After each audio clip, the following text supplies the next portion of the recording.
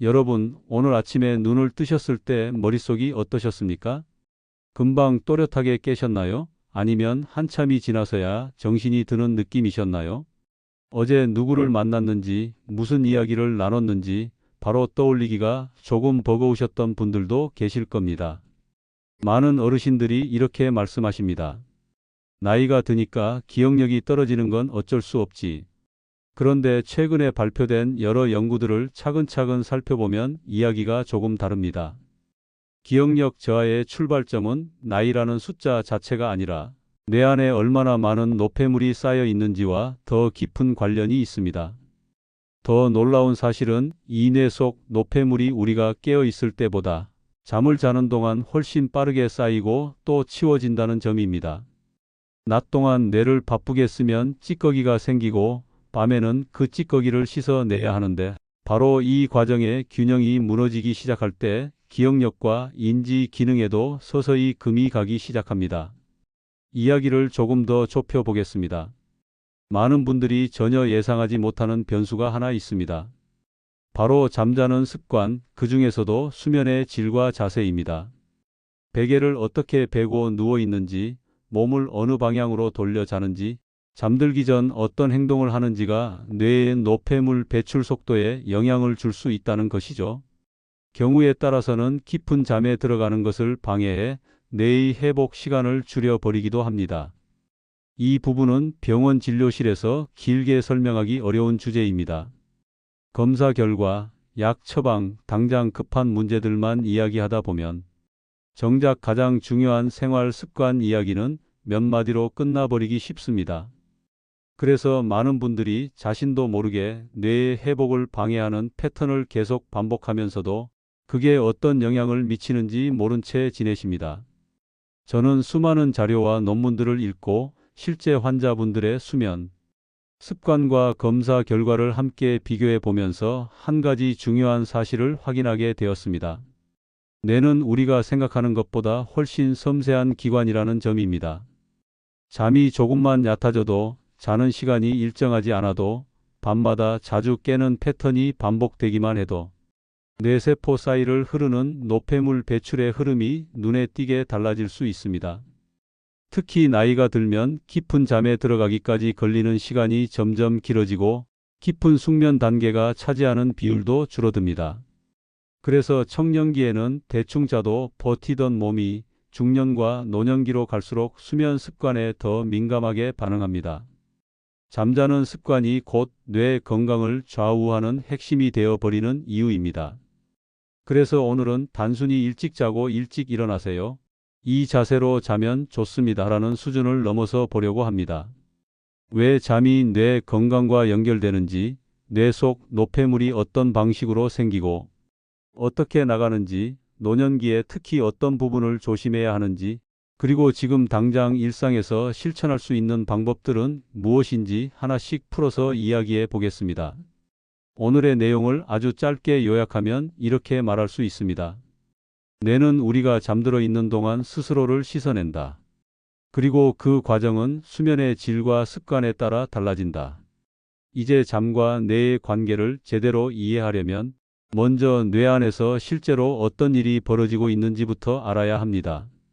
많은 분들이 치매를 나이가 들면 자연스럽게 오는 병이라고 생각하십니다. 부모님이 치매를 앓으셨으니 나도 언젠가 그렇게 되겠지, 그렇게 운명처럼 받아들이시는 분들도 계시지요. 하지만 지난 20여 년 동안 쌓여온 여러 연구 결과들은 조금 다른 그림을 보여줍니다. 치매는 어느 날 갑자기 찾아오는 번개 같은 병이 아니라 수십 년에 걸쳐 조용히 진행되는 작은 변화들의 결과에 가깝습니다. 뇌는 하루 종일 쉬지 않고 일합니다. 생각하고, 계획하고, 말하고, 감정을 느끼고, 사람을 알아보고, 길을 기억하는 모든 과정에서 뇌 속 신경세포들은 끊임없이 에너지를 씁니다. 그런데 이 에너지 사용 과정에서 베타 아밀로이드라는 단백질 조각이 부산물처럼 만들어집니다.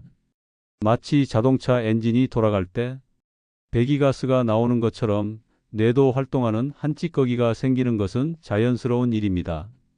문제는 이 노폐물이 제때 정리되지 않고 뇌 곳곳에 쌓이기 시작할 때입니다. 처음에는 눈에 띄지 않게 조금씩 늘어나지만 어느 순간부터 신경세포들 사이의 연결을 방해하고 그 주변에 염증 반응이 생겨 뇌 조직을 계속 자극합니다. 염증이 오래 지속되면 결국 신경세포가 제 역할을 하지 못하고 서서히 죽어나가게 됩니다. 이 과정이 반복되면서 가장 먼저 영향을 받는 부위가 바로 해마입니다. 해마는 새로운 기억을 저장하고 정리하는 역할을 하는 뇌 안의 작은 서랍장 같은 곳입니다. 그래서 50대 후반이나 60 전후에 어제 누구를 만난 건 기억나는데 방금 한 말이 생각이 안 난다. 물건을 들고 방으로 가다가 왜 왔는지 잊어버린다. 같은 경험이 잦아지기 시작하면 단순한 건망증뿐 아니라 뇌의 청소 기능이 조금씩 버거워지고 있다는 신호일 수도 있습니다. 더 중요한 사실은 이런 변화가 증상이 나타나기 훨씬 이전부터 시작된다는 점입니다. 여러 연구를 종합해 보면 베타 아밀로이드 같은 노폐물의 축적은 눈에 보이는 기억력 저하가 나타나기 10년에서 20년 전부터 이미 서서히 진행되고 있는 경우가 많습니다. 예를 들어 60이 넘어 기억이 흐려지기 시작했다면 실제로는 40대, 50대부터 뇌 안에서는 조용한 변화가 쌓이고 있었을 가능성이 있는 셈입니다. 겉으로는 멀쩡하게 일하고 대화도 잘하고 일상생활도 문제없어 보이지만 뇌 깊은 곳에서는 조금씩 균형이 무너지고 있는 것이지요. 그래서 치매와 인지 저하는 어떤 약 하나로 갑자기 해결할 수 있는 문제라기보다 중년부터 차근차근 쌓아온 생활 습관의 결과라고 보는 편이 훨씬 가깝습니다. 이제 질문은 자연스럽게 이어집니다. 그렇다면 뇌는 이 쓰레기를 어떻게 치워낼까요? 우리 몸의 다른 장기들, 예를 들어 팔다리 근육이나 내장은 림프관이라는 배수 시스템을 통해 노폐물을 정리합니다. 그런데 뇌에는 일반적인 림프관이 없습니다. 그래서 과학자들은 오랫동안 이 중요한 장기는 도대체 어떤 방식으로 스스로를 정리할까라는 궁금증을 갖고 있었지요. 그 궁금증에 대한 실마리는 비교적 최근에야 밝혀졌습니다. 뇌에도 나름의 청소 시스템이 있다는 사실이 알려지면서입니다. 뇌 안에서 노폐물을 치우는 이 특별한 통로를 글림프계라고 부릅니다. 글리아라는 뇌 보조세포와 림프 시스템을 합친 말로 말 그대로 뇌의 배수관 역할을 해주는 통로라고 이해하시면 됩니다. 이 글림프계는 우리가 깨어 있을 때는 그 활동이 제한적이고 잠에 들었을 때 특히 깊은 잠 상태에서 가장 활발하게 움직입니다. 사람이 깊이 잠들면 뇌세포의 크기가 약간 줄어들면서 세포와 세포 사이에 작은 틈이 생깁니다. 그 틈으로 맑은 뇌척 수액이 들어와 천천히 그러나 끊임없이 뇌를 씻고 지나갑니다. 이때 낮 동안 쌓였던 베타 아밀로이드 같은 노폐물들이 이 물줄기를 따라 쓸려 나가고 정맥과 림프 통로를 타고 몸 밖으로 배출됩니다. 쉽게 말해 잠이라는 시간은 뇌가 스스로를 씻는 세탁 시간입니다. 우리가 눈을 감고 아무것도 안 하고 있는 것처럼 보이는 바로 그 시간에 뇌 속에서는 매우 적극적인 정리 작업이 진행되는 셈입니다. 하지만 모든 잠이 다 똑같지는 않습니다. 특히 깊은 수면이라고 부르는 단계에서 글림프계의 청소 효율이 가장 좋아지는 것으로 알려져 있습니다. 밤새 뒤척이며 얕게 자고 자주 깨는 패턴이 반복되면 이 깊은 수면 단계가 줄어들고 결과적으로 뇌 청소 시간이 크게 줄어들 수 있습니다. 겉으로 보기에는 7시간, 8시간을 잔 것 같아도 실제로는 깊은 잠에 머무른 시간은 그중 일부에 불과한 경우가 많습니다. 반대로 5시간 또는 6시간 정도만 자더라도 그 안에 깊은 수면이 충분히 포함되어 있다면 뇌는 훨씬 효율적으로 정리됩니다. 그래서 몇 시간 잤느냐보다 얼마나 깊이 잤느냐가 훨씬 중요한 기준이 되는 것입니다. 이쯤에서 많은 분들이 가장 궁금해하시는 부분으로 넘어가 보겠습니다. 그렇다면 수면의 질을 좌우하는 요소들은 무엇일까요? 왜 어떤 사람은 누우면 금방 숙면에 빠지고 어떤 사람은 누워서 한참을 뒤척이며 자주 깨는 걸 반복할까요? 여기에는 여러 가지 요인이 얽혀 있지만 오늘은 그 가운데에서도 실제로 당장 바꿀 수 있는 부분들에 집중해 보려고 합니다. 바로 잠드는 자세와 잠자리 환경, 그리고 잠들기 전 생활 습관입니다. 자세가 편안해야 깊은 잠으로 자연스럽게 이어지고, 수면 환경이 안정적이어야 밤새 불필요한 각성이 줄어들며, 저녁 시간의 습관이 차분해야 몸이 이제 쉬어도 좋다는 신호를 제대로 받아들입니다. 먼저 자세에 대해 간단히 짚고 넘어가겠습니다. 어떤 한 가지 자세가 모든 사람에게 무조건 정답이라고 단정할 수는 없습니다. 사람마다 체형도 다르고 가지고 있는 질환도 다르기 때문입니다. 다만 공통적으로 중요한 원칙은 있습니다. 목과 척추가 가능한 한 곧게 유지되고, 숨쉬기가 편안하며, 한 자세를 오래 유지해도 특정 부위에 과도한 압력이 가지 않는 형태라는 점입니다. 예를 들어 너무 높은 베개를 베고 등을 곧게 펴고 누워 있으면 겉보기에는 반듯해 보일 수 있지만, 목이 꺾이고 어깨가 긴장하면서 오히려 숙면을 방해할 수 있습니다. 반대로 너무 푹신한 침대에 깊이 파묻힌 채 한쪽으로 심하게 기울어진 자세 역시 척추 정렬을 무너뜨리고 이완보다는 긴장을 유발하기 쉽습니다. 많은 연구에서는 옆으로 누워 자는 이른바 츠과이 자세가 뇌척수액의 흐름과 수면의 질에 비교적 유리한 조건을 만들 수 있다는 가능성을 보여주고 있습니다. 옆으로 누우면 머리와 몸통의 정렬을 맞추기가 쉽고, 코와 입 주변의 기도를 확보하기도 편해 콧골이나 호흡 정체를 줄이는 데 도움이 되기 때문입니다. 다만 어느 쪽으로 눕느냐, 정확히 몇 도로 기울이느냐 같은 문제는 개인의 소화기 상태나 관절 통증 여부에 따라 달라질 수 있습니다. 중요한 것은 한 가지 완벽한 정답을 찾기보다 자신이 숨쉬기 편안하고 어깨와 목에 힘이 덜 들어가며 밤새 큰 불편함 없이 유지할 수 있는 자세를 찾아가는 것입니다. 이때 도움이 되는 것이 긴 형태의 바디필로우입니다.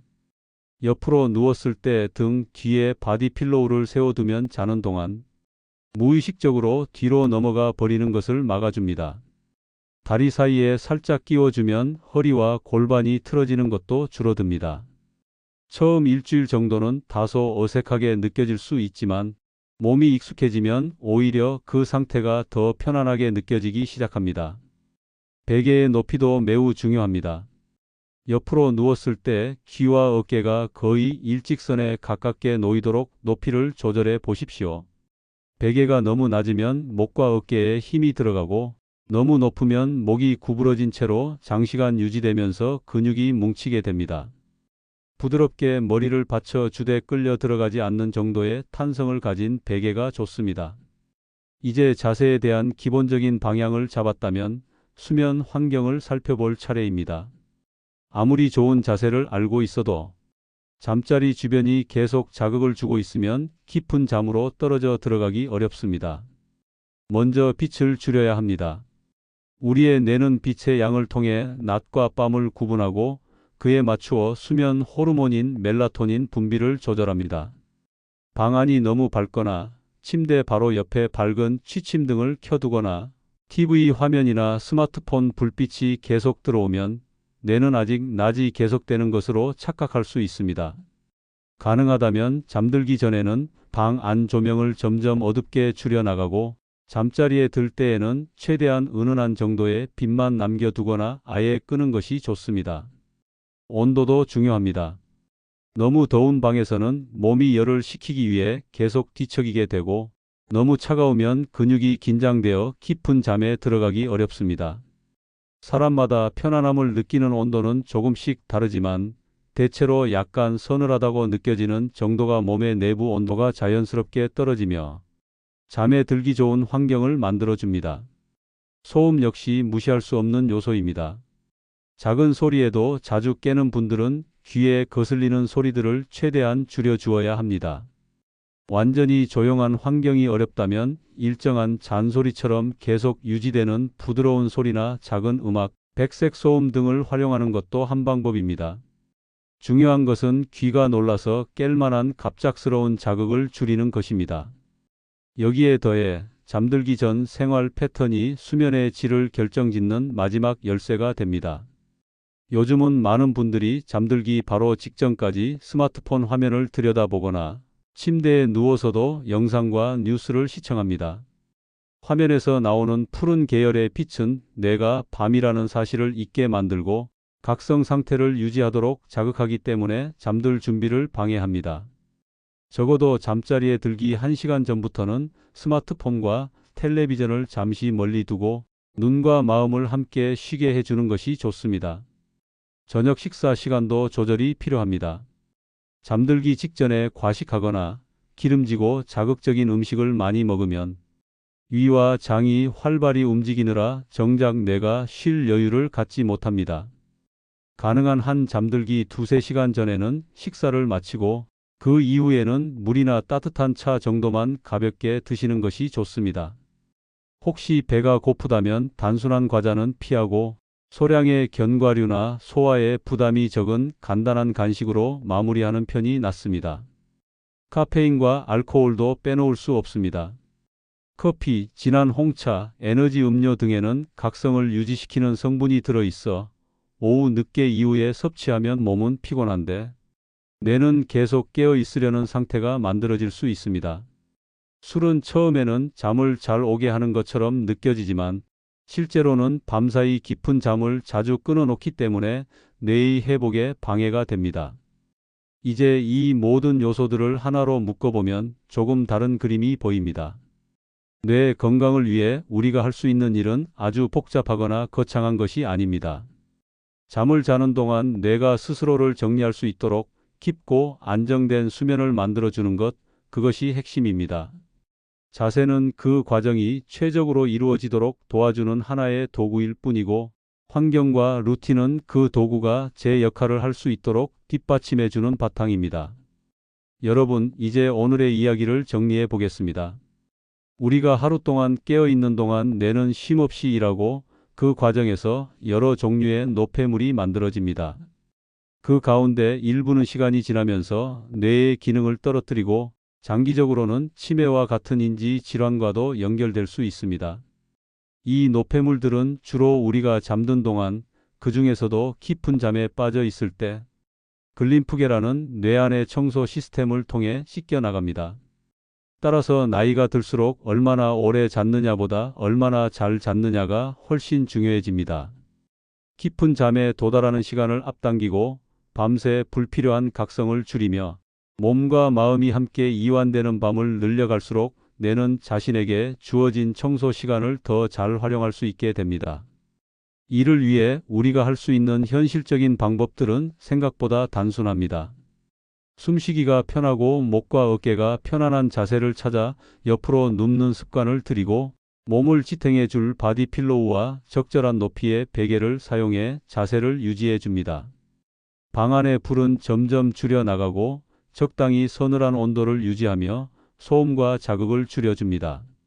잠들기 1시간 전에는 스마트폰과 텔레비전에서 눈을 떼고 저녁 식사는 조금 앞당기고 카페인과 술은 밤 시간에 멀리합니다. 어쩌면 이렇게 들으시면 생각보다 할 일이 많다고 느끼실 수도 있습니다. 하지만 한 번에 다 바꾸실 필요는 없습니다. 오늘은 조명만 줄여보시고 내일은 스마트폰 보는 시간을 조금 줄여보시고 그 다음 날은 베개 높이를 한번 조절해 보셔도 좋습니다. 어제보다 오늘이 조금 더 편한 잠, 오늘보다 내일이 조금 더 깊은 잠, 이 작은 변화가 쌓이면 어느 순간 아침에 머릿속 맑음이 예전과 달라졌다는 것을 스스로 느끼시게 될 겁니다. 결국 뇌 건강은 거창한 결심 한 번이 아니라 아주 작은 일상적 선택들의 합입니다. 오늘 밤 조금 더 조용한 방, 조금 더 편안한 자세, 조금 더 일찍 내려놓은 스마트폰, 그 작은 선택 하나가 여러분의 10년, 20년 뒤 내 건강을 위한 투자라는 생각으로 바라보셨으면 합니다. 오늘 이야기가 마음에 남으셨다면 오늘 밤 침대에 누우실 때 한 가지만 떠올려 보시면 좋겠습니다. 지금 이 잠이 내 뇌를 씻어주는 시간이다. 그 생각과 함께 몸을 조금 더 편안하게 눕히고 눈을 천천히 감아 보십시오. 여러분의 뇌는 그 순간부터 조용히 그러나 성실하게 자신을 돌보기 시작할 것입니다. 오늘도 끝까지 함께해 주셔서 감사합니다. 여러분의 맑은 아침과 건강한 밤을 진심으로 응원하겠습니다.